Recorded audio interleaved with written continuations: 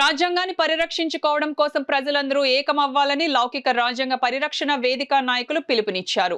సోమవారం కాకినాడలోని సుందరయ్య భవన్లో లౌకిక రాజ్యాంగ పరిరక్షణ వేదిక కాకినాడ జిల్లా సమావేశం కన్వీనర్ ఐతబత్తుల రామేశ్వరరావు అధ్యక్షతన జరిగింది. ఈ సందర్భంగా దళిత సంఘాలు, మైనారిటీ సంఘాలు, ప్రజా సంఘాలు, ప్రజాస్వామిక వాదులు హాజరై మాట్లాడారు. రాజ్యాంగాన్ని మార్చడానికి అధికారంలోకి వచ్చామని బీజేపీ మంత్రులు మాట్లాడతారని, కానీ నరేంద్ర మోడీ రాజ్యాంగం చాలా గొప్పదని మాట్లాడతారని, ఈ రకమైన ద్వంద్వ వైఖరితో ప్రజలను మోసగిస్తూ మెజారిటీ హిందువుల ఓట్లను కొల్లగొట్టడం కోసం ప్రయత్నం చేస్తున్నారని వక్తలు విమర్శించారు. తరతరాలుగా భారతదేశంలో నివసిస్తూ స్వాతంత్ర పోరాటంలో దేశం కోసం ప్రాణత్యాగాలు చేసిన ముస్లింలను, మైనారిటీలను ఈ దేశం నుంచి వెళ్లగొట్టాలని రహస్య అజెండాతో బీజేపీ పనిచేస్తుందని, అందులో భాగంగానే సీఏఏను తీసుకువచ్చి ప్రజల మధ్య విభజన తీసుకురావడం కోసం ప్రయత్నం చేస్తుందని నాయకులు విమర్శించారు. ఇలాంటి బీజేపీకి ఆంధ్ర రాష్ట్రంలోని 3 ప్రధానమైన రాజకీయ పార్టీలు వత్తాసు పలుకుతూ బీజేపీకి తొత్తులుగా వ్యవహరిస్తున్నాయని విమర్శించారు.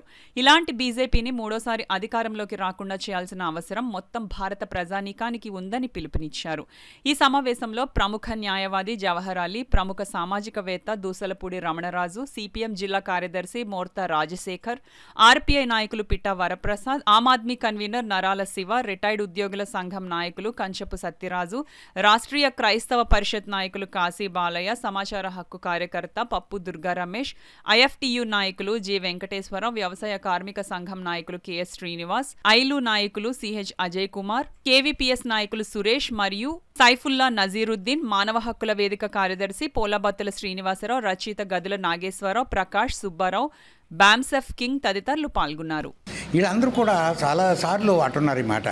ఈ రాజ్యాంగాన్ని మార్చడం అంటూ వస్తే కాదు, ప్రపంచంలోనే ఇది ప్రఖ్యాతగాంచిన రాజ్యాంగం ఇది. ఎంచేతంటే బాబాసాహెబ్ ఒక రోజు 2 రోజులు కాదు, 2 సంవత్సరాలు 18 రోజులు కూర్చుని రాసి తన ఆరోగ్యాన్ని కూడా పాడు చేసుకుని ఈ రాజ్యాంగాన్ని రాయడం జరిగింది.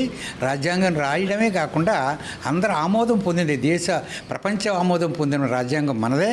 అన్ని ప్రతి దేశంలోనూ కూడా రాజ్యాంగాలన్నీ కూడా పడిపోయే, కానీ మన రాజ్యాంగం అలాగే నిలబడుతుందంటే అది భారత రాజ్యాంగంలో అంబేద్కర్ రాసినటువంటి గొప్పతనం మీద, ఆయనలో ఉన్న మేధాశక్తి అది. భారత రాజ్యాంగానికి తూట్లు పొడిచే ఫెడరలిజాన్ని కూడా ఈరోజు రాష్ట్రాల్లో స్వతంత్రంగా పనిచేసే పని లేకుండా గవర్నర్ల వ్యవస్థని అడ్డంగా పెట్టుకుని ఇబ్బంది పెట్టేటువంటి పరిస్థితులు కూడా ఈ దేశంలో ఉన్నాయి. ఇప్పుడు రేపు సార్వత్రిక ఎన్నికలు రాబోతూ ఉన్నాయి. భారతదేశంలో ఉండే ప్రజలు విజ్ఞతతో ఆలోచించాలి. ఈ దేశ రాజ్యాంగాన్ని రక్షించుకోవడానికి ప్రతి ఒక్క భారతీయ పౌరుడికి ఈ దేశ రాజ్యాంగ లక్ష్యాలు ఖచ్చితంగా అమలు జరిగేలాగా ఓటుని వినియోగించుకోవాలి.